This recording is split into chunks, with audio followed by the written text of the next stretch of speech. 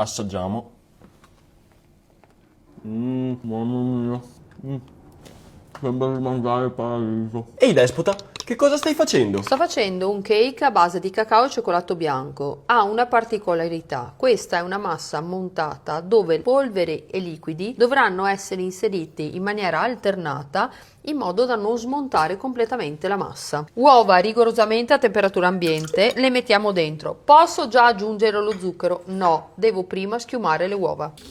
Ma che cosa significa schiumare le uova? Significa che devo sviluppare le prime proteine schiumogene quando vedo una bella schiumetta sopra. Le uova hanno schiumato, posso aggiungere lo zucchero. Devo farlo in più riprese? Assolutamente no. Lo possiamo buttare tutto in una volta. Adesso è arrivato il momento di inserire i liquidi e le polveri. Come vi ho detto, dovremmo alternarli in circa 3 riprese. Partiamo prima dalle polveri, quindi mettiamo dentro un po' di farina, di cacao e lievito. Muovo leggermente la macchina. Nel momento in cui si sarà assorbito leggermente, inserisco una parte dei liquidi. Perché in queste fasi lavoriamo in planetaria senza mescolare a mano le polveri?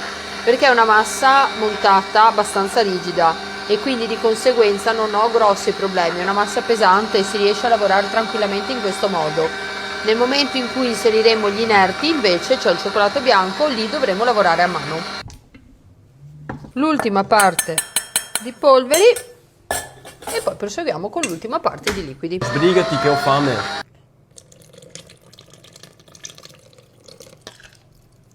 Il composto è pronto. Perché i pezzi di cioccolato a mano? Semplicemente perché girandoli con la frusta rimarrebbero incastrati qui.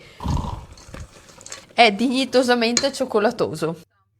Adesso inforniamo, forno ventilato 175 gradi per circa 40 minuti.